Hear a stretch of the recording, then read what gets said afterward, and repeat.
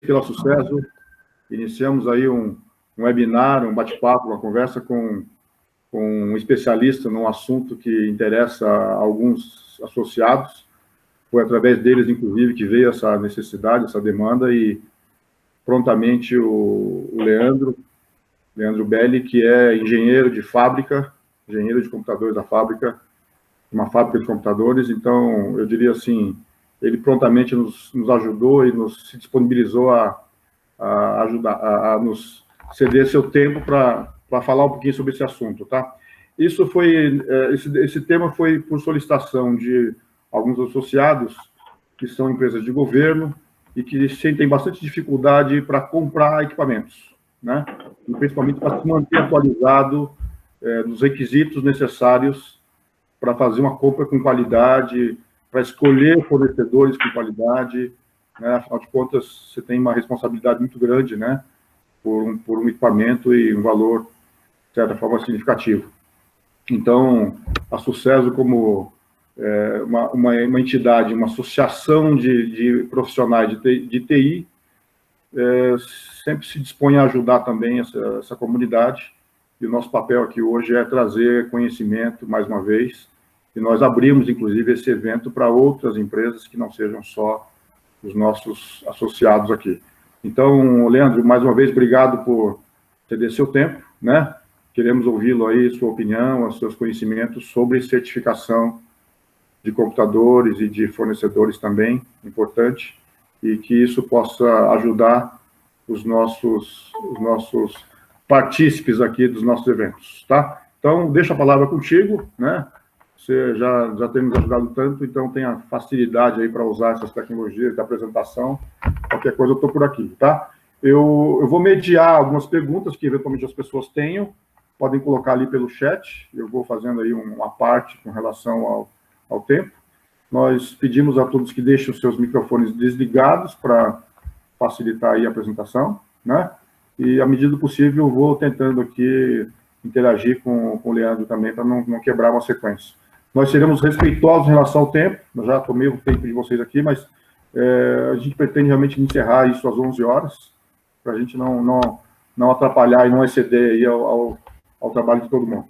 Certo? Leandro, palavra contigo, mais uma vez, obrigado. Bom dia. Obrigado, Misato. Obrigado a Sucesso aí pelo convite. Tá? Pessoal, só vou fechar minha câmera rapidamente aqui para a gente evitar um problema de fluxo de dados. Acredito que você já cortou. Acredito que você já consegue ver a minha tela. Tá? Misato, você confirma para mim?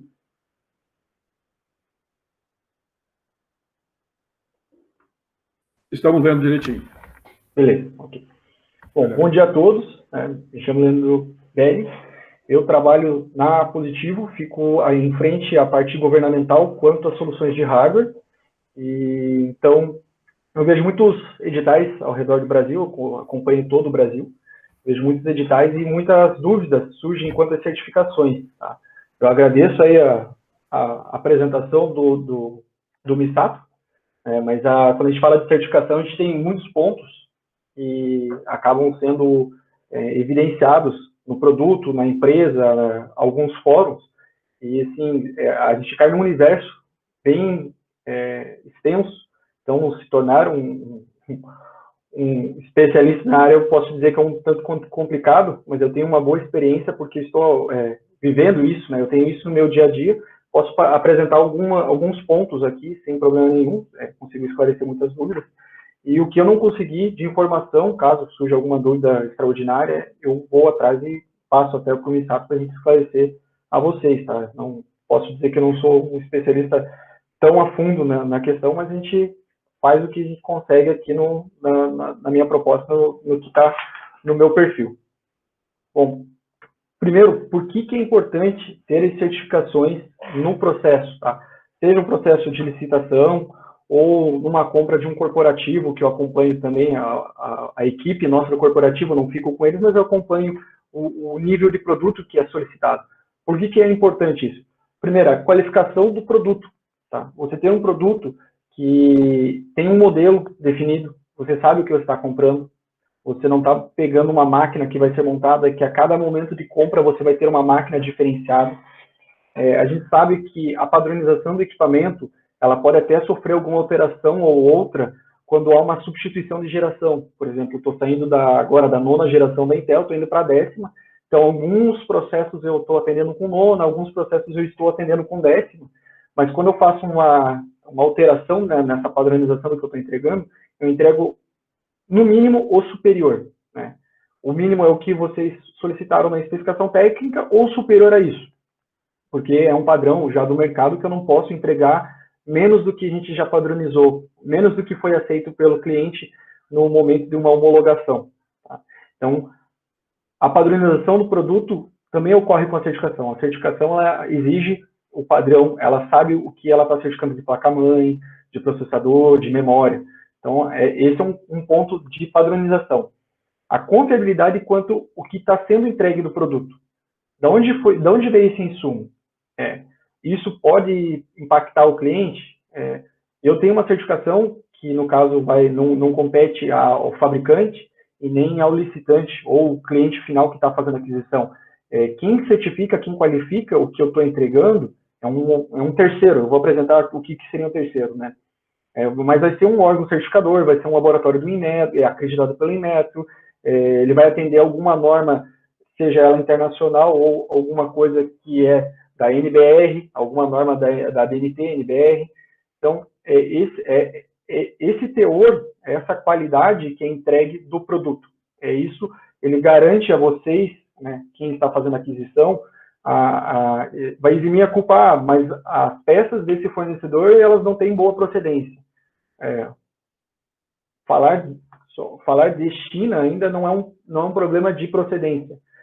Quando você pensa em procedência, a gente está pensando assim, será que esse componente que está sendo entregue, ele entrou corretamente no país? Ele está sendo fiscalizado corretamente? Está sendo pago todas as tributações, todos os impostos? As entidades sabem disso? Será que não é uma carga de contrabando? Como é que conseguiram chegar num preço tão extraordinário para mim, né?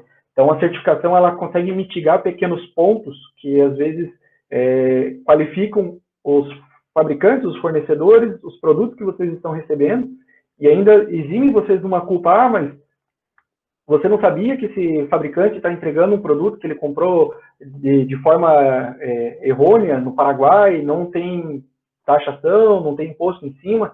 Então, você fala assim, quem me garante é a certificação. Eu não tenho que me envolver com isso. Isso não me importa. Eu pedi a certificação, eu sei como será atendido isso. Eu tenho um certificado que garante isso. Então, você se exime dessa culpa de ter que ir atrás para verificar, até porque no cliente final, pouco importa, né? Ele quer receber o produto, ele quer receber com qualidade. Outro ponto é a qualificação do fornecedor. As certificações, elas comprovam que o fornecedor ele tem a capacidade de entregar o projeto. Eu estava comentando antes, acho que de todo o quórum, tá? Mas se você faz, principalmente em processo solicitatório de governo, que tem volumes diversos, a gente pode sair de um projeto de 20 máquinas para um projeto de 500 mil máquinas, 1 milhão de máquinas. Como que eu vou garantir que essa empresa ela vai cumprir esse projeto do início ao fim? Hoje, uma ata de registro de preço, que é o que eu comumente trabalho, ela tem a validade de 1 ano. Então, eu tenho 1 ano para comprar, o cliente tem 1 ano para comprar o produto comigo. Eu tenho que garantir o preço ao longo desse 1 ano, e eu tenho que garantir a qualidade do produto a ser entregue. Se eu não conseguir entregar aquele produto, porque ele já ficou defasado perante as evoluções tecnológicas, eu vou ter que entregar um superior. Isso é fato, eu não posso entregar nada inferior àquilo. Isso é algo de legislação. Então, a qualificação do fornecedor, a certificação, ela qualifica para que a gente possa ter um fornecedor que ele vai cumprir. Ele não vai abandonar, ele não vai, como a gente pode dizer, quebrar, ele não vai dar problemas de capacidade financeira. Ele vai conseguir, se ele tem uma certificação, se ele tem um projeto, um processo sólido dentro da sua empresa, ele vai conseguir entregar aquilo ao cliente, ele não vai precisar declarar uma falência e falar assim, não consigo entregar, agora você ficou com problema aí porque a minha empresa fechou, eu não tenho mais o que fazer. Acontece isso. Não tenho mais o que fazer porque minha empresa fechou, então eu não tenho capital, eu não tenho como devolver, eu não tenho como entregar. Acabou, né? Então, isso acaba qualificando o fornecedor dessa forma. Vocês ficam respaldados que o projeto tem um êxito. E a questão de legislação, deixa eu só colocar um pointer aqui. A questão de legislação é o cumprimento do que é exigido pela nossa lei. Então, eu vou apresentar mais para frente, existem produtos, componentes que a gente tem que entregar dentro, às vezes, de um produto, que eu sou obrigado a cumprir a legislação. Então, vocês têm essa garantia com a certificação que eu estou cumprindo com a lei, entregando algo que é de acordo com a legislação. Vocês não estão recebendo um produto que, esse produto não foi homologado, esse produto não foi certificado. Então, ele está cumprindo as exigências da nossa lei. Tá? Ele acaba competindo a lei do país, não só a questão do que vocês querem, mas o que o país recomenda. Primeiro, o que é certificação? Tá? O que avalia a conformidade é uma norma da NBR, ela está dentro de uma NBR, da BNT, dentro de uma ISO e dentro de uma IEC. Tá? IEC é um comitê internacional de eletrotécnica. Então, eles avaliam toda a parte eletrotécnica. Então, está tudo incorporado. Só um minuto, pessoal.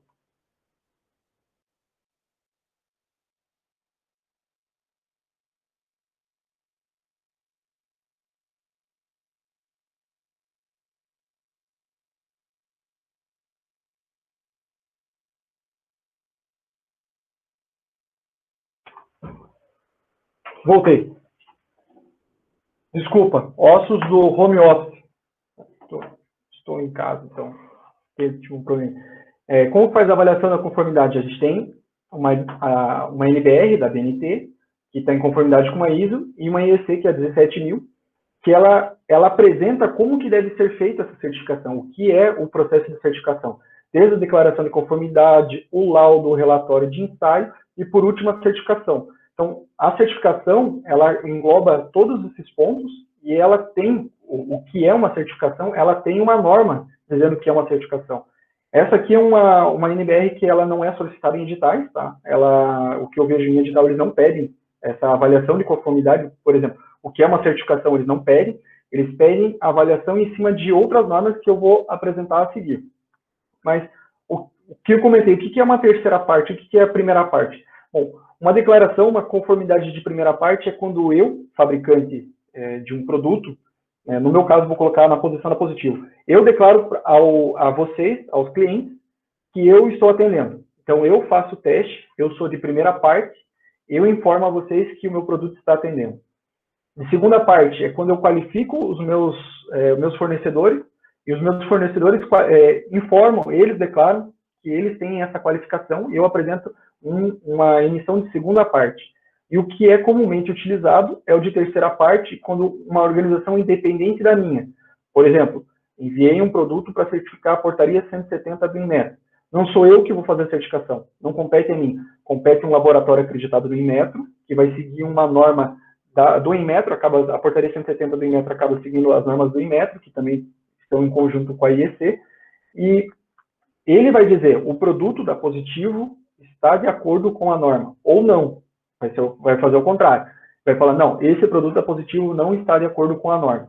Então, o de terceira parte é o mais utilizado, por quê? Pela transparência. Não sou eu o fabricante que estou dizendo que está certo. É um outro laboratório acreditado, que tem toda uma qualificação que o Inmetro exige, e informa. Eles têm essa qualidade. Eles possuem um produto com a qualidade exigida. Baseado nessas informações do que é certificação, a gente começa a ter a certificação, seja ele do produto, tá? Da organização, que seria a empresa, que eu comentei lá na frente, e o que eu vejo comum, eu coloquei como uma certificação, mas os fóruns. Hoje o pessoal tem falado muito de questão de fóruns e tudo mais, eu vou apresentar os 3 principais fóruns na parte de TI, e que o pessoal vem solicitando em editais, tá? Então, eu quero ver se eu passo rapidamente essas informações a vocês, para ficar mais com a parte de dúvidas. Eu sei que acho que tem mais dúvidas do que material a ser apresentado. Portaria 170. A Portaria 170, ela foi criada para ser cumprida, tem um decreto 7.124, se eu não me engano, que ele exige que os processos licitatórios federais, eles exijam a Portaria 170.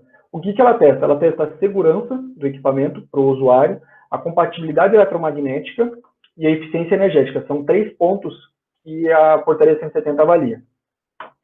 Então, quanto à segurança, ela utiliza uma norma da IEC e resoluções da UL, que é internacional, que é europeia. Tá?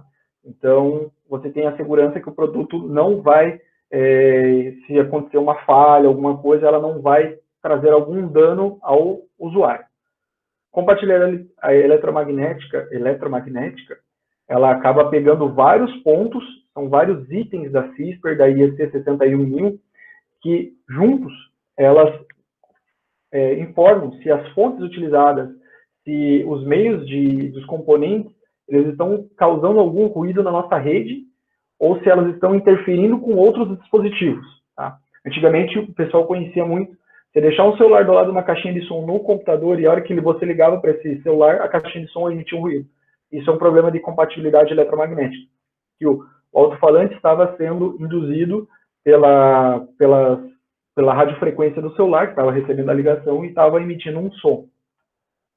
E a eficiência energética, hoje é o que mais tem pego, ela segue a questão da Energy Star. A Energy Star é um órgão lá dos Estados Unidos, e a única diferença, até eu deixei aqui as fórmulas, em verde a gente tem a portaria 170, em vermelho a gente tem a Energy Star. A pequena diferença que nós temos é o tempo, né, a potência vezes o tempo, no que eles chamam de short idle e long idle, que é o tempo que o produto está em standby. Eles têm um período chamado de curto e um período longo de standby. É como se o produto entrasse num regime de equilíbrio. Né?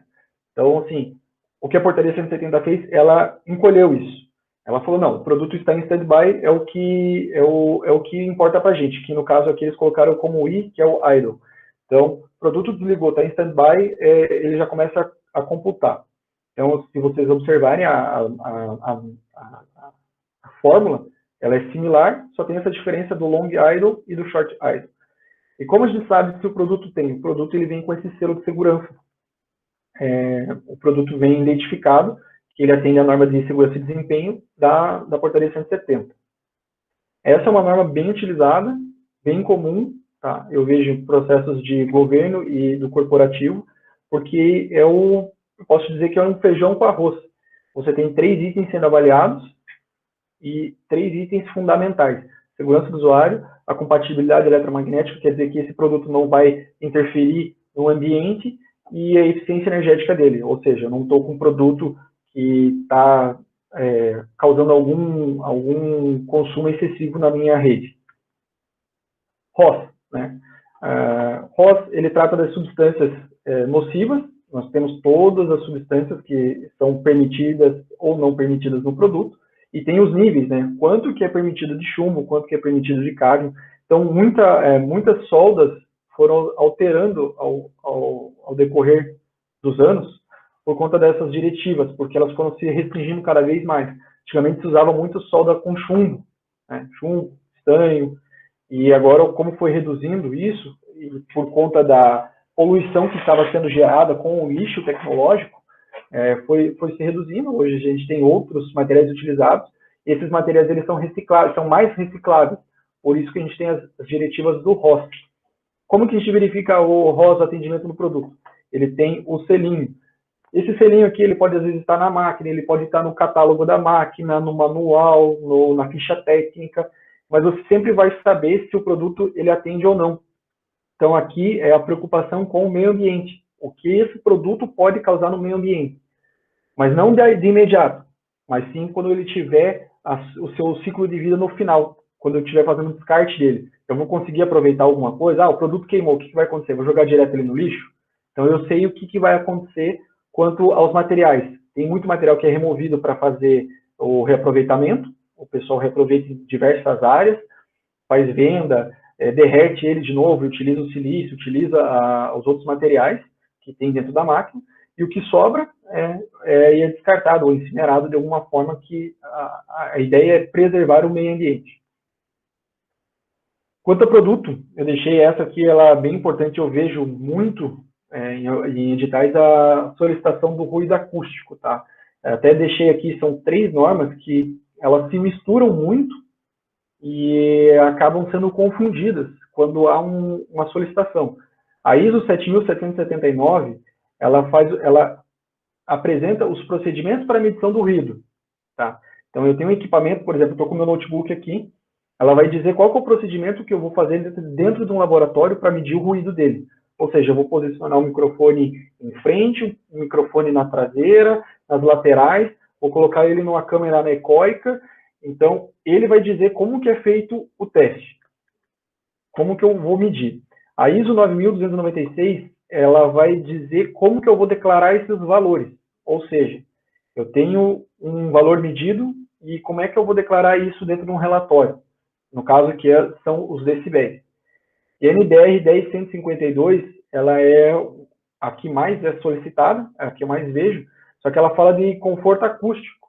Ou seja, como que funciona? Qual é o conforto, o nível máximo de ruído para conforto numa estação de trabalho dentro de uma indústria que tem 1000 funcionários? Eles têm lá. Qual é o nível máximo? Qual é o nível aceito dentro de uma empresa de metalurgia? Tem um nível. Baseado nesses níveis, você sabe qual é o grau de proteção que você tem que dar para o seu usuário. Você pedir um nível de escritório, às vezes o seu próprio ar-condicionado já está superando o nível de ruído. Seja ele porque ele está precisando de manutenção, ou ele está com alguma peça lá que está causando ruído, que ele já precisa de uma substituição. O equipamento de TI aqui, ele acaba sendo desprezível, né? Porque se eu colocar ele para testar numa câmara, que é o que pede a 7.779, a câmera não tem ruído nenhum, eu só vou ter o ruído do equipamento. O nível atingido pelo ruído do equipamento é tão baixo em relação ao nível do ambiente, que eu apresentar a NBR, uma certificação da 10.152, ela vai acabar sendo assim, tá, esse produto não vai causar nada. E por que tem tanto ruído? Por causa do meio externo. Pessoas falando, telefone tocando, impressoras, são outras características, outros componentes que trazem esse ruído ao ambiente. Então, quando a gente pede níveis de conforto acústico, você acaba falando do ambiente, não só do equipamento. O que vai tratar de equipamento são as duas primeiras, a ISO 7779 e a 9296, que aqui sim você tem os valores definidos que um equipamento pode ou não. E o que muda entre um relatório de conformidade e um certificado? O certificado, ele vai comparar se o equipamento em questão, ele ultrapassa ou não o nível de ruído determinado pela norma. Então, ele vai dizer assim, sim ou não, passa ou não passa, está ok ou não está ok, né? Ele até apresenta. E o relatório de conformidade, o que o relatório de conformidade ele vai trazer? O relatório, ele traz a questão de você ter a certeza daquele equipamento. Ele não está ligado ao certificado, dentro do certificado tem que ter o relatório de conformidade, mas o relatório ele vai dizer aquele equipamento. Por quê? Pensando no equipamento de TI. E se eu pego uma máquina e troco a quantidade de memória RAM dela, eu saio de um disco de SSD e coloco um HD, que ele é mecânico, coloco um HD mecânico e altero o cooler. Não estou usando o cooler padrão da máquina, coloquei um cooler frontal a mais. Esse nível de ruído vai subir. A carga dessa máquina vai ser alterada. Por quê? O disco mecânico ele vai fazer barulho. Uma unidade de CD, DVD vai fazer barulho. Quando ela estiver em uso, ela vai ter um ruído. Então, o relatório ele vai informar para vocês o equipamento que vocês estão solicitando, processador, memória, HD, quantidade de coolers, o tipo do gabinete, se ele é um small form factor, se ele é um torre, esses componentes eles vão estar descritos no relatório. Então, você sabe que a sua máquina realmente atende. Você vai ter essa comprovação. Ah, mas aqui teve uma alteração que não foi descrito um cooler a mais que a minha máquina tem. Então, o relatório entregue não condiz com a máquina que você está recebendo. É possível, você consegue verificar através do relatório de conformidade se a máquina que você está recebendo realmente foi ensaiada. Se não foi uma segunda ou uma terceira máquina, só para que atendesse os níveis de ruído e passasse, né, tivesse aprovação nos critérios de certificação. Então, isso é algo que às vezes as pessoas não tomam com atenção, porque assim, se você está exigindo um certificado, um nível de certificação, verifique se esse nível de certificação realmente está sendo atendido e se aquele produto realmente atende. Porque o que acontece? Ah, quero uma certificação de ruído. e você não vai atrás para verificar, às vezes o fornecedor está ensaiando uma máquina, está te entregando outra. E como você não foi atrás para verificar se aquele certificado é referente àquela máquina, se o relatório está condizendo com isso, você pediu algo que você não está certificando. Então, ter ou não ter essa certificação não mudou em nada no projeto. Ele só entregou. É uma má-fé? Sim, é uma má-fé. A gente sabe que isso acontece? Sim, acontece. Isso a gente sempre fala, se você pediu uma certificação, eu vejo as propostas que a Positivo entrega, tem todo detalhado o certificado, depois veio o relatório de ensaio. Por quê? Porque eu estou entregando o que o cliente me pediu. Se ele tiver algum problema, alguma coisa, eu falo, não, a gente está respaldado porque a gente ensaiou conforme você pediu, o produto que você pediu. Então, se há uma solicitação do cliente quanto à certificação, solicito também que o cliente faça auditoria nos ensaios que estão sendo entregues. Aí sim você garante que você pediu um certificado não para fazer um direcionamento a um determinado fabricante, mas fazer um direcionamento à qualidade que você quer que seja entregue de produto ou do fabricante. Aqui a gente está falando de produto, mas a gente vai começar a falar de organização e empresa daqui a pouco. Compatibilização de hardware. O que é, na nossa área de TI, o que é compatibilização de hardware? Vamos falar primeiro dos sistemas operacionais. É que o meu produto, a minha placa-mãe, o processador que eu utilizo, o SSD ou o HD, os drivers, todos eles são compatíveis com sistemas operacionais. Aqui eu coloquei só alguns exemplos, né? A Linux SUSE, OpenMandriva, Red Hat, são certificados que eu consigo comprovar, assim como a gente falou do ruído acústico, eu entrego um certificado falando o equipamento que você está comprando, modelo, memória RAM, HD, ele é compatível com os drivers presentes no Linux. Você não vai ter um problema de compatibilidade com o sistema operacional. O Linux ele acaba sendo, às vezes, um vilão dos processos, porque existem muitas distribuições. Existem distribuições que são bem restritas a determinados fabricantes. Se você pegar a Red Hat, um dos maiores, um dos mais antigos, ele fica aberto para todos. Qualquer um consegue pegar uma máquina, entrar em contato com eles e submeter um equipamento para teste. A gente tem vários equipamentos com Red Hat, porque fica público isso. O Windows, até essa apresentação eu peguei que ela estava com Windows 7, Windows 8.1, Windows 10. Hoje o Windows, até em conformidade junto com os fabricantes de processador, hoje você tem a compatibilidade com o quê? Com o Windows 10. Só com o Windows 10. É o Windows 10 em diante. Eles não querem ficar mais pensando nas distribuições antigas, eles querem do Windows 10 para cima. Então, como a gente acaba tendo o Windows 10, a gente tem o quê? A versão Pro, a Enterprise, a Standard, a Home Student, todas elas acabam caindo dentro do que a gente chama de HCL. E é público, você consegue acessar o site da Microsoft e verificar se a Positivo tem, se a Dell tem, a Lenovo tem, todos os fabricantes eles ficam livres lá. Assim como o DMTF, que é aderência ao padrão DMI. Então, você consegue entrar no site do DMTF e verificar quais são as empresas que são aderentes ao DMTF. Então, o meu produto está em compatibilidade com o que é sugerido pela Linux, pela Windows, pelo DMTF, todos esses pontos, sim. Onde que você vê? No próprio site deles. Você entrando na distribuição da SUSE, você consegue ver quais são os softwares que estão, quais são os hardwares que estão compatibilizados na Windows, na Microsoft também. E no DMTF você vê quais são os fabricantes. Tá? Você tem a lista. Quando eu comentei lá na frente sobre legislação, que é importante, muito, eu até coloquei aqui só para exemplificar, tá, pessoal? Não estou fazendo propaganda, não.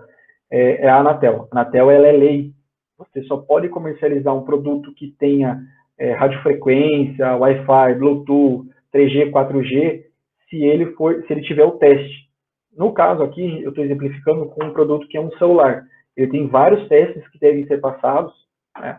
Você tem que ter aprovação para comercializar. Quando a gente fala de um produto de TI, seja um notebook ou desktop, que ele tenha a conexão Wi-Fi e Bluetooth, que já vem hoje dentro do mesmo chip, você também tem que ter a Anatel dele. Tá? Isso é obrigatório. Eu coloquei como compulsório, mas o mesmo significado. Eu tenho que entregar. Eu tenho que ter a Anatel dessa placa, ou eu tenho que entregar a Anatel, ou seja, um tablet. Eu tenho que ensaiar todos esses testes para depois eu fazer a entrega. E é obrigatório fazer a entrega no momento do edital, na parte de entrega de informações lá da proposta? Não, não é. Porque a Anatel, ela é obrigatório no momento que estou entregando o produto, no momento de comercialização. Fica muito a critério do cliente fazer essa exigência. Tem cliente que exige que seja entregue imediatamente, tem cliente que fala assim, não, a hora que você for me entregar o produto, você vai ter que me entregar na Anatel. Isso acontece, a gente sabe, inúmeros problemas, porque entre eu ter uma licitação e ter entrega do produto, a gente está falando às vezes de 3 a 4 meses. Depende muito de se vão entrar com impugnação, se vão colocar recurso, parte jurídica, assinatura de contrato, demora muito tempo. Então, assim, eu coloquei aqui, essa é obrigatória por lei, mas a lei diz que é no momento de comercializar. Comercializar é quando eu entrego o produto. Fica muito a critério do cliente, a forma como ele vai pedir. Mas a Anatel, ela é obrigatória para qualquer produto que tenha radiofrequência. Pode ser o 3G, 4G, como está aqui, Wi-Fi ou Bluetooth. Qualquer um desses, colocou alguma conexão sem fio no produto, tem que ter Anatel. Isso é obrigatório. E agora a gente começa a misturar um pouco o que é produto e o que é organização. Não sei qual que é a pronúncia que vocês preferem usar, se é EPAT ou EPIT, tá? Fica a critério de cada um o uso da pronúncia.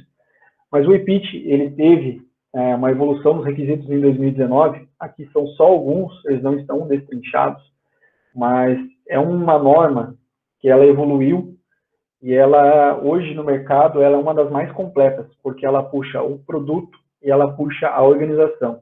Ou seja, além de eu certificar o meu produto, apresentar que o meu produto é qualidade, eu tenho que comprovar que a minha empresa tem a mesma qualidade que o produto, que a minha empresa tem a capacidade que eles exigem. Eles têm todo um ciclo de vida do produto que eu tenho que comprovar. Então, só abrir aqui um pouco para vocês, ela está dentro de várias normas. Dentro da IPAT, eu tenho várias normas sendo cumpridas. Tá? ISO, ROS, eficiência energética, ciclo de vida do produto, como que vai ser o desmonte, como que vai ser o manuseio, o que eu tenho que entregar, se tem alguma substância perigosa, como que eu vou tratar dessa substância, qual que é o descarte correto da substância, a logística reversa. Por que o EPAT é tão importante? Ele é aplicado para cada país. Então, assim, eu tenho que ter uma empresa especializada para fazer a coleta desse produto e essa empresa tem que estar certificada para que ela destine corretamente esse produto. O que ela vai fazer? Se ela vai desmontar, se ela vai pegar o chip, ela vai mandar para alguma outra área que consegue reaproveitar o chip, se ela consegue remover todo o chumbo que está na placa, porque é permitido 0,1% de chumbo a cada parte de milhão. Todas essas partes, todo o ciclo vai depender muito do nosso país. Tá? EPAT tem no mundo todo, cada país tem sua forma de avaliação. Então, ter hoje uma empresa que possui EPAT, você tem hoje uma das normas mais completas do mercado sendo atendidas por essa empresa. No momento, tá, eu até tive uma reunião recente com o pessoal da BNT, você consegue ter algo similar quando você fala de produto, mas não quando você fala de incorporação. Quando você vai falar da parte de empresa, a empresa ter todos esses pontos, você vai ter que falar de RBA, que é a nova EICC. A EICC ela foi descontinuada, fica só como RBA. Você vai falar de uma certificação do tipo EcoVadis, porque você vai ter que agregar de alguma forma como essa organização está cumprindo as exigências de organização. Como que, por exemplo, no meu caso, como que a Positivo comprova isso? Eu consigo comprovar todos esses pontos da EPAT porque eu sou membro afiliado da RBA, eu sigo o que eles pedem. Eu tenho uma certificação EcoVadis, por isso que eu consigo comprovar isso. Então, assim, fica um pouco complexo, mas todas as normas estão em acordo, em arranjo, para mostrar para a EPAT, ou EPIT, né, conforme cada um queira, como isso funciona. Como que eu consigo entregar isso? Hoje, o EPIT, o EPAT, ela é praticamente um auditor de tudo. Eu trago todas as normas para ela e falo assim, e aí, eu consigo ter teu selo? Consegue. Mas, já garanto, é bem complicado. Só grandes empresas conseguem entregar esse selo de EPAT, ter a certificação do EPAT, porque ela ficou bem restrita. Até 2000, um pouco antes de 2019, se eu não me engano, a mudança ocorreu em março de 2019. Até um pouco antes de 2019, facilmente você conseguia atender os pontos da EPAT porque ela era muito leviana quanto aos requisitos. Nós éramos categoria Gold. Então, assim, pelo nosso processo, por tudo que a gente tem, a gente estava lá em cima, com o alto grau. Quando ocorreu a evolução dos requisitos, e todos os pontos que eles exigiram como mínimos, era mais do que o Gold anterior. Então, teve uma evolução muito boa dos requisitos. Para produto e para empresa, a gente teve que reestruturar a empresa para entregar todos os pontos que eles estavam exigindo. Então, hoje, uma empresa que tenha a certificação EPAT é uma empresa que ela está bem reconhecida no mercado, não só nacional. No mercado internacional ela está sendo reconhecida. Hoje você entra no site deles e verifica as empresas que estão listadas. São poucas empresas que conseguem atender todas as demandas que eles colocam. Por quê? Eles são uma referência hoje no mercado quanto à regularização. Produto, empresa, legislação, eu tenho que fazer diversas comprovações, por exemplo, como que eu trato o meu resíduo sólido? O que eu faço do meu lixo tecnológico? Eu pego a lei brasileira, apresento a lei brasileira para eles e falo, estou tratando dessa forma, com essa empresa que possui essas certificações internacionais, e aí sim eles conseguem validar. É um processo bem longo, a gente vem subindo as nossas categorias dentro do EPAT, mas nessa evolução, o que o EPAT pediu? Não solicitem, isso eu tenho até um link aqui, não solicitem categorias mais quanto a EPAT. Por quê? Porque eles mudaram muito o processo deles. E vai demorar muito tempo até que as empresas consigam se readequar. Se solicitar a questão de categorias, o que vai acontecer? As pessoas vão acabar parando de ir para o mundo do EPAT, porque vai dificultar muito as empresas vão acabar atendendo de outras formas.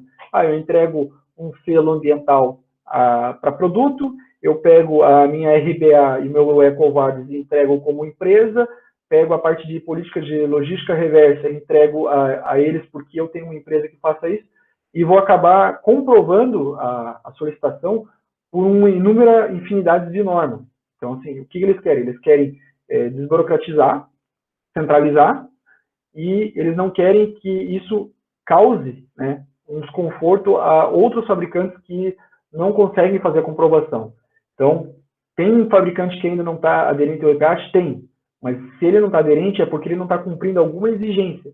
Porque se ele cumpre, assim como a Positivo cumpre, é fácil de você obter o selo dele. Isso é tranquilo. Eu sei que a gente teve uma reestruturação, a gente fomos atrás de fazer todo o atendimento, verificar o que eles exigem. Depois que a gente comprovou todas as exigências, o selo veio. Então, hoje, se entrar no site, nós temos o EPAT para os nossos produtos, porque a gente está cumprindo o que eles pedem. A gente conseguiu comprovar isso. Hoje, a gente só trabalha para atender mais e melhor, subir essa categoria. No momento, a gente está numa categoria inicial, mas a gente quer chegar no alto grau, como a gente sempre teve.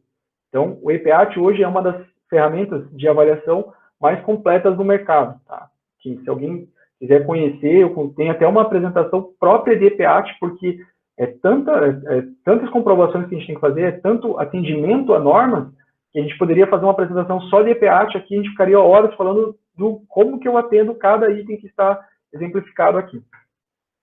Quando a gente fala de organização, aí acaba ficando mais palpável a todos, que já é comum, a ISO 9001, quanto à qualidade, 14001 ambiental e OSAS 18001, que é a questão de saúde e segurança ocupacional. Isso aqui é uma exigência já até de legislação e acredito que todas as empresas do mercado hoje elas atendem isso, entregam essas certificações, porque é uma exigência da nossa lei. Então, a gente está cumprindo o que a lei manda. Eu já tinha antecipado um pouco a questão da organização quanto a RBA. RBA, Responsible Business Alliance. Então, foi uma evolução do EICC. Tá? Deixou de existir. Se vocês procurarem eicc.com, vocês caem no site da RBA. E o que é o RBA? Eles reúnem, um grupo que reúne quais são os fornecedores de suprimentos, de capacitor, resistor, de tudo, né? Todos os componentes eletrônicos você tem uma lista, quais são os confiáveis. Por quê? O que é confiável? Os que realmente estão cumprindo com o ROS, os que realmente entregam equipamentos com qualidades, que atinjam aquela parte técnica, né? Então, que está de acordo com a parte técnica que eles estão propondo, ou seja, o datasheet, ele está cumprindo com aquele datasheet. Então, ele tem uma lista e nós estamos lá que nós seguimos essa lista. Nós estamos como afiliados do RBA e nossos fornecedores de suprimentos estão dentro dessa lista. Então, a gente fez uma readequação quanto aos fornecedores de suprimentos. E a certificação EcoVadis é uma certificação de sustentabilidade. Ela fala sobre as cadeias sustentáveis de um produto, ciclo de vida dele, como que começa, como que inicia, quais são os mockups que eu faço, o que é o material do meu mockup. Hoje, antes de o produto virar oficial, né, a gente tem todos os níveis que a gente vai verificando. Então, eu começo não fazendo ele direto em plástico injetado, eu consigo fazer alguns pontos numa impressora 3D. O que eu faço com esse material depois? Bom, o material da minha impressora 3D eu derreto e faço ele de novo. É um plástico. A placa-mãe. A placa-mãe, ela, infelizmente, ela vai seguir o processo fabril de todas. Eu não vou fugir disso. Ela já vem bem madura. Então, assim, todo o ciclo de vida do meu produto, ele é comprovado pelo EcoVadis. Além do ciclo de vida do produto, o que mais que ele comenta, o que mais que a certificação EcoVadis pega? Como é feito isso? Como que é produzido? Qual o tipo de mão de obra que está sendo empregado? É utilizado mão de obra escrava? É utilizado mão de obra infantil? Tudo isso é avaliado pelas cadeias de suprimentos da EcoVadis. Eles conseguem verificar se o nosso processo, se desde a criação do produto até a parte que eu estou fazendo o fim de vida dele, o descargue dele, se tem algo mundial que eu estou infringindo. Parte de mão de obra escrava e a mão de obra infantil é bem abordada. Então, eu sei que com a certificação eu consigo comprovar se o meu processo tem algo do tipo. Então, é uma certificação bem complexa, que ela aborda até as normas trabalhistas e tudo mais, e aqui vai envolver as normas trabalhistas, as nacionais, e os nossos escritórios de fora, se a jornada de trabalho está sendo cumprida, se não está sendo explorada, se não ocorre uma exploração ao funcionário. Então, todos esses pontos, eles são remetidos não ao produto, mas sim à organização. O que nós, como empresa, conseguimos entregar. Então, essas são as certificações, a RBA acaba não sendo uma certificação, é uma filiação, mas a EcoVadis é uma certificação que elas são pouco exigidos. São poucos editais que eu vejo que pedem tais comprovações. Por quê? O pessoal vai no EPAT, pede o EPAT. O EPAT eu já tenho que trazer tudo isso. Todas essas comprovações, elas são entregues já na exigência de um EPAT. Então, é isso que nós, como organização, entregamos. E, por último, que nós temos é a questão dos fóruns. Por quê? Eu vejo comumente o pessoal falando de UEFI, qual a versão do UEFI que você está utilizando, você é membro em que patente do UEFI, você conhece o TCG, o que tem, teu chip TPM está homologado lá, como que funciona? Então, só para esclarecer o que é os fóruns. Bom, fórum, reunião de várias empresas, são vários fabricantes que estão lá, temos desde a Intel e a AMD, que são as criadoras de processadores, até nós, que somos quem utilizamos e passamos ao produto final para frente. Tá? O TCG, o Trusted Computing Group, ele é um fórum sobre segurança da informação, e o principal fruto do trabalho deles foi o chip TPM, que é a parte de criptografia de dados dentro da máquina. Então, a gente tem o maior fruto deles um incremento do chip TPM, a gente saiu da versão 1.0, 1.1, 1.2, agora a gente está na 2.0. Então, eles estão verificando sempre em contato com os fabricantes, como que consegue melhorar, onde que eu consigo incorporar essa tecnologia. Hoje, o TPM está incorporado na placa-mãe, ela pode estar incorporada num chip à parte na placa-mãe, ou ela pode estar incorporada dentro do firmware do produto. Então, são frutos, essa tecnologia é fruto dessa reunião, de tudo que eles conseguem encontrar no mercado. A UEFI, ela trata a parte da BIOS. A BIOS, ela saiu do padrão tradicional que ela tinha, foi para o padrão Wi-Fi, você tem uma velocidade mais rápida, né, no carregamento do boot, da máquina e tudo mais. E quem é aderente ao Wi-Fi, são 3 categorias, a Promoters, a Contributors e a Adopters, acabam todos ficando no mesmo nível tecnológico, porque você só consegue ser Promoter se você for criador do grupo. E hoje eles não admitem ninguém mais como criador, assim que nós já entramos em contato para a gente subir o nosso nível, e a gente não consegue subir porque eles já falaram que eles não têm interesse em colocar cadeiras no conselho, né? Seria a gente participar do conselho. E o que ele determina? A parte de programação de BIOS, como que deve ser, toda a parte de segurança, aqui eles andam em conjunto, a Trusted Computing Group e a Wi-Fi, porque a gente já tem agora a evolução das NIST, são as normas que as BIOS precisam ter, né? De criptografia, de segurança, de autorreparo, eles chamam de sanitization, que é apagar os dados do HD sem iniciar a máquina. Então, está tudo dentro da Wi-Fi. Porque quem faz isso é a própria BIOS. A própria BIOS sabe como trabalhar. Antigamente, ela vinha com um código que era só executável. Ela só era executável. Para fazer uma atualização de BIOS, era um caos. Hoje, por ela estar mais madura, você ter uma BIOS com mais tecnologia, você tem autoprogramação, você tem parte gráfica, você tem gerenciamento remoto, segurança, autorreparo, softwares embarcados dentro da BIOS, que seriam softwares de diagnóstico. Então, a Wi-Fi, a gente segue, né, o fórum da Wi-Fi, a gente faz parte do fórum da Wi-Fi para trazer essas melhorias para dentro dos nossos produtos. Hoje, a gente tem os produtos com maior nível de tecnologia quanto ao Wi-Fi, porque a gente está dentro do grupo, a gente sabe o que eles estão fomentando, o que eles estão criando. Absolute DDS é uma tecnologia que eu vejo muito para os produtos, que ela não é muito utilizada no Brasil, por conta do custo, que é você fazer o acompanhamento, né, a verificação, onde que está esse produto. Você trata da segurança, mas a segurança quanto um roubo, um furto. Você consegue rastrear esse equipamento e você não consegue remover o software. Você pode formatar a máquina e tudo mais, você não remove. Por quê? Porque ele é um hardware específico dentro da placa-mãe e ela tem uma área segura, que ninguém consegue apagar. Então, por que não é tanto utilizado? Porque vocês precisam de uma licença específica que fica a critério de vocês, junto à Absolute, fazer a solicitação dessa licença. A máquina, ela tem o hardware, ela tem o chip e ela tem a sua parte de programação já instalada dentro dele. Está tudo dentro do equipamento. Como que faz para usar? Vocês entram em contato com a Absolute, e ela passa a licença e vocês conseguem, por IP, por triangulação de rede, você já consegue identificar onde está essa máquina. Praticamente um dos pontos que um MDM faz dentro de um tablet, dentro de um equipamento que tem Android. Hoje o MDM vem fazendo isso.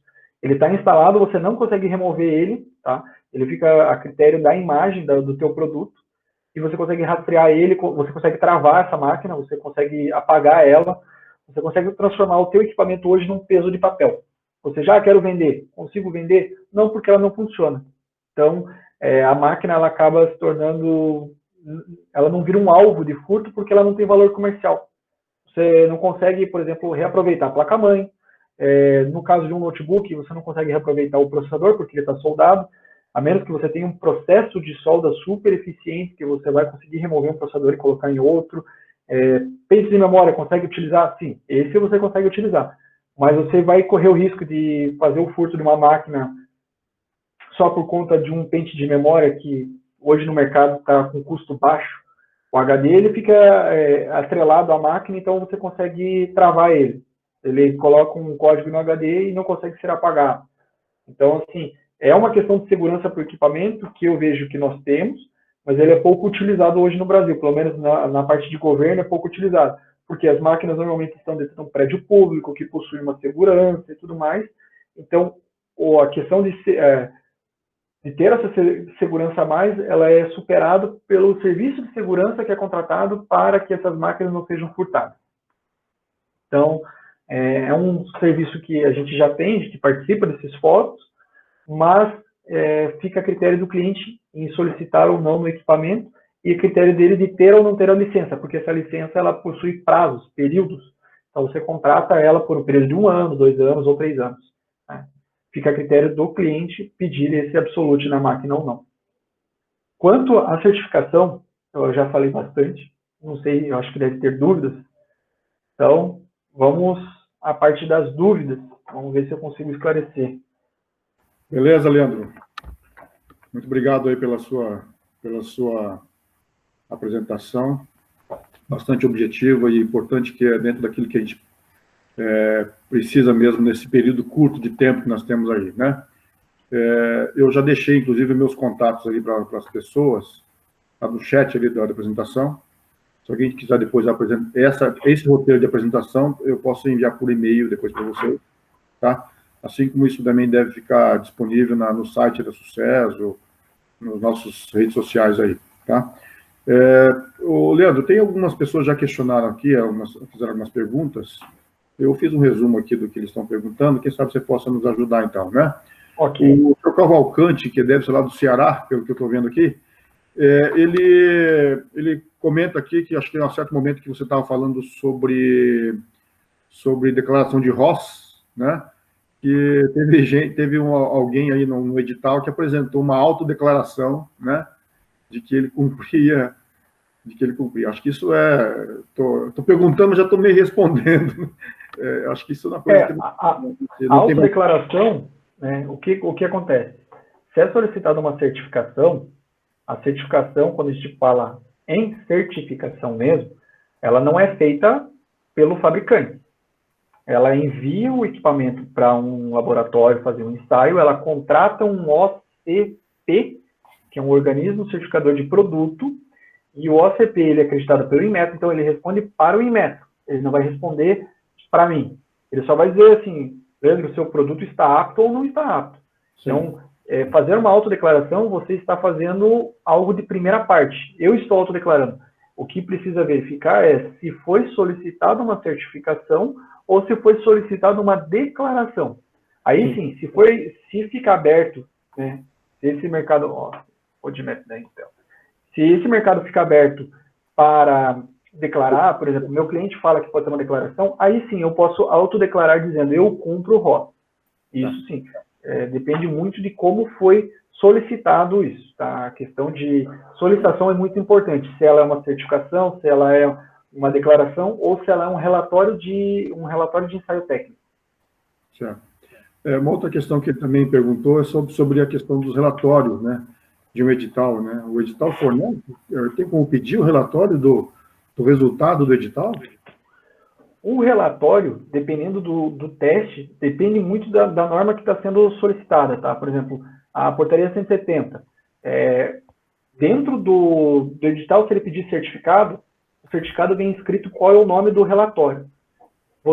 O cliente, como solicitante, ele consegue ir atrás, porque foi ele que solicitou. Ele consegue a informação daquele relatório, porque ele exigiu isso. Temos casos de enviar relatório para falar, ó, a comprovação por exemplo, no caso do ruído acústico, eu consigo enviar o relatório falando, ó, o meu relatório comprova isso. Estou comprovando que a máquina que você pediu, realmente, ela atende isso.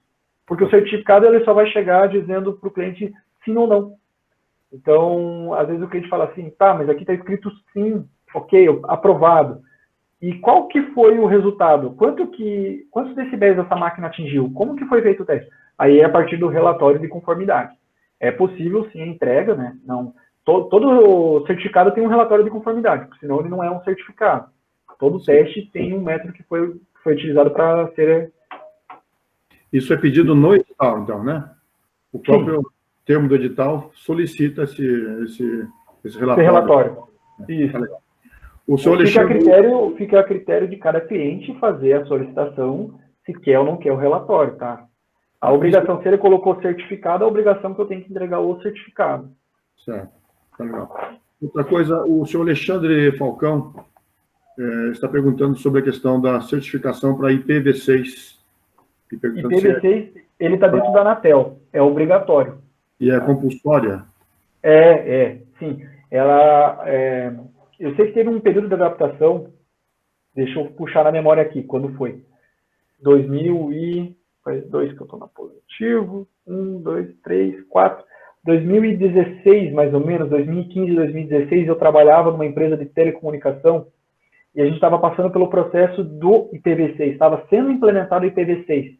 Então, assim, do dia para a noite, os produtos precisavam ter IPv4 e o IPv6. Então, a gente tinha que certificar ele com o IPv4 e depois com o IPv6. Então, assim, hoje ele já é padrão. Acredito que eu posso até estar aqui com uma rede mostrando o IP, que é IPv4, mas no final lá eu já estou usando IPv6, porque já está em uso. Nós já extinguimos a quantidade de IPs da versão 4, né? Então, muito provável que está todo mundo já no IPv6 e nem percebeu isso, mas está todo mundo já utilizando. Talvez você tenha a parte de NAT, de NAC, que ainda esteja no IPv4, ou uma estrutura interna. Por exemplo, o meu modem aqui, se eu puxar aqui um TMD aqui, vamos ver se eu consigo pconfig, ele já me diz aqui, ó, meu endereço IPv6 está aqui já. Eu tenho um IPv4, sim, mas o IPv4 é o meu local, é a minha LAN. A minha WAN já tem IPv6. Então, eu estou usando uma rede, não sei se todos conhecem, estou usando a rede da Copel, estou em casa, então já está tudo em IPv6. Lá fora, com o mundo externo, com a internet, eu já estou conversando em IPv6. Legal, bacana. E ainda o senhor Alexandre me pergunta sobre a equivalência do EPAT. Acho que você comentou alguma coisa nesse sentido, né? O equivalente do EPAT nas normas brasileiras, né? 100% equivalente não tem. Tá, isso a gente já fez um levantamento até pelo seguinte ponto. O quanto vale a pena a gente ter o IPAT, sendo que eu consigo ter normas similares que cumpram as exigências? No nosso estudo foi, não existe equivalente, por esse motivo que a gente não deixou de ter o IPAT, a gente não parou de fazer a certificação IPAT, porque a renovação do IPAT ela é anual, né? Então, assim, de um ano para o outro eu posso perder o IPAT porque eu não fui lá e não fiz as comprovações. Então, assim, o que a gente já fez no nosso estudo não existe um equivalente nacional ainda.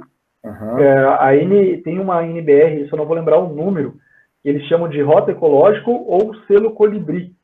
Ele não possui todo o teor que possui o EPAT, porque o selo colibri até o momento ele está relacionado ao produto. Não tem nenhuma relação com o fabricante, com a organização, com a empresa. Então, assim, não há equivalências hoje. Por esse motivo que a gente não aboliu o uso do EPAT. Porque se eu tiver uma norma nacional, eu acredito que a norma nacional vai ter um poder maior do que uma norma internacional. Eu vou ter uma exigência maior. Aqui eu apresentei só algumas normas, tá, pessoal? Não são todas. São as principais que eu vejo. O que eu conversei com o pessoal da BNT semana passada é que eles estão querendo fazer uma norma geral. Eles querem criar uma norma geral que contenha a portaria 170, o selo colibri, a questão do ROS, a questão de ruído acústico.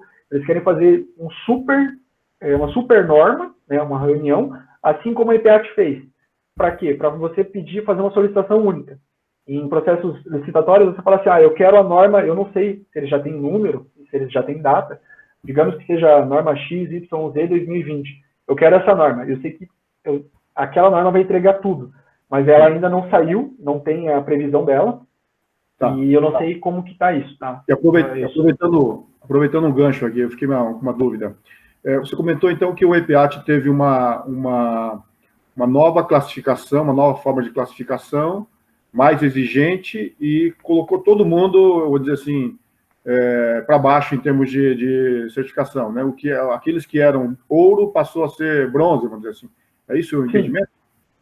Sim. Quando eles fizeram a alteração dos requisitos, quando eles evoluíram os requisitos, todos os fabricantes perderam as suas categorias. Não foi nem um D para, eles simplesmente perderam até que eles comprovassem que eles atendiam. Certo. Então, assim, teve um período de transição, foi quase 6 meses ou 8 meses, que constava-se dois certificados no site da EPAT, o antigo e o novo. Então, assim, todo mundo novo perdeu. Aí, conforme foram comprovando, você vai subindo. Então, assim, nós éramos Gold, conforme a gente fez as nossas comprovações, a gente foi para o Bronze. Concorrentes, mesma coisa, foram para o Bronze. Conforme eles foram conseguindo comprovações adicionais dos opcionais, porque a questão de categoria é a questão de cumprimento aos opcionais.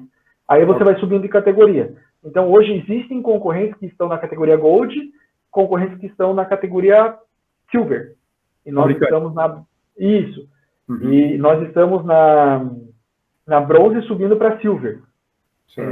O que a gente vê, analisando os opcionais, o que eles têm como opcional? Quando fala em eficiência energética, nós já temos o maior grau de eficiência energética. Isso nosso já está comprovado. Quando o pessoal tem pedido categoria, o cliente pede categoria, a gente vai atrás e fala assim, tá, qual, dentro da categoria silver, quais opcionais você quer que seja cumprido? Eu quero que seja cumprido eficiência energética, reciclabilidade e ciclo de vida. Bom, esses eu já tenho. Então, eu já tenho todos os pontos disso. O que a gente explica? A gente explica que a questão de categoria, ela pega, às vezes, na peculiaridade de cada fabricante. Tem fabricante que ela é Gold, mas ela não está atendendo outros pontos que está numa Silver. Não posso falar bronze, porque bronze são todos. Mas numa Silver, por quê? São pontos, existem inúmeros pontos, e para conseguir categoria, eu preciso atingir X pontos de cada categoria. Não que aqueles pontos são sempre os mesmos, porque existem várias evidências dentro de cada categoria. Então, na verdade, aumentaram os requisitos, né? E por isso acabou Sim, aumentou, vamos dizer assim, aumentou a quantidade de índices, vamos pensando em sumário, né? Tenho vários índices a serem cumpridos, e cada índice tem um nível de categoria, várias pontuações que eu atinjo lá dentro. Leandro, tem um questionamento também do senhor Aldrin Xavier. Ele está querendo saber sobre o Wi-Fi. Eu vou até pedir para que o Aldrin, se estiver ativo, né, para fazer a pergunta para ele, para você, no áudio, né, acho mais fácil, que é uma pergunta mais específica. O Wi-Fi ou o Wi-Fi? Aldrin. Eu não sei se ele está ativo ali. Mas, enfim, ele estava... Está sem áudio.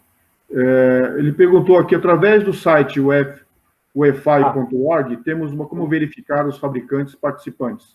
Mas como podemos saber se a versão Wi-Fi dos equipamentos estão atualizados? A versão de Wi-Fi no site, antes ela era pública. Esses sites eles ficam mudando constantemente. Eu já percebi até a questão do EPAT. O Wi-Fi, antigamente ele mostrava qual produto, qual que estava. Hoje, o que a gente aderiu para os nossos produtos?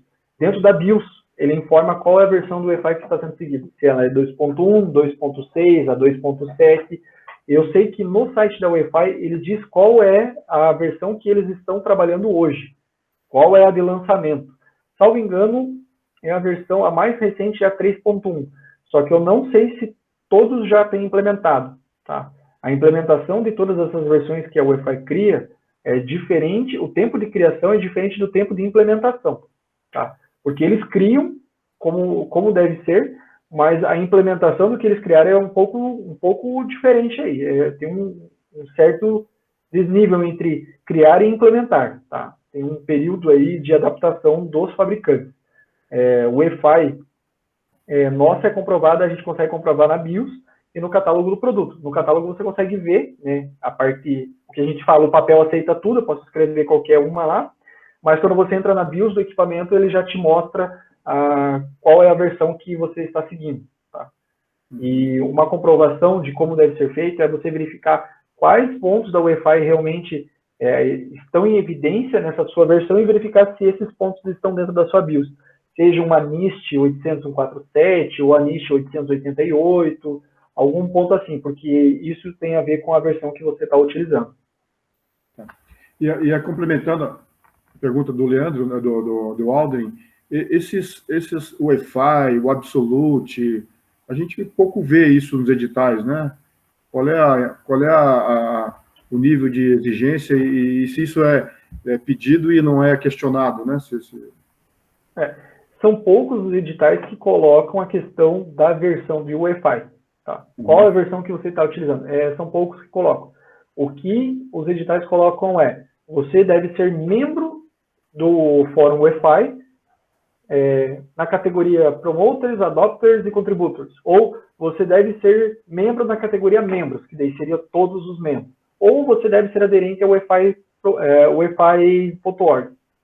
Por quê? Porque daí você sabe que você está utilizando, o fabricante está utilizando as recomendações dentro do fórum. Tá?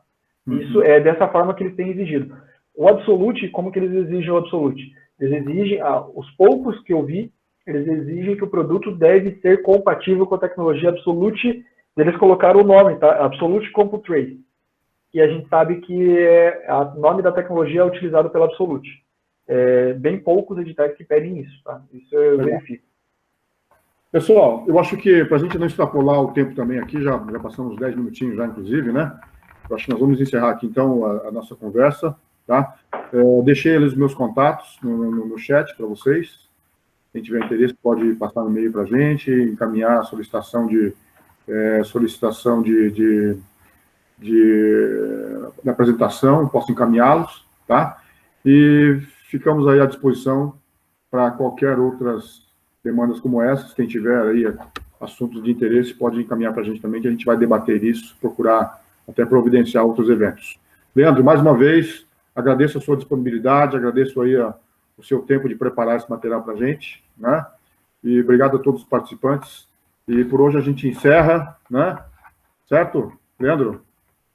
Obrigado, Missato. Obrigado a todos. Obrigado pela participação. Obrigado a Sucesso pela oportunidade. Qualquer dúvida, se alguém tiver alguma dúvida, quiser encaminhar por e-mail para o Missato quiser compartilhar, não tem problema nenhum, a gente responde. Beleza. Muito obrigado, viu? Parabéns, pessoal. Obrigado, pessoal. Até mais.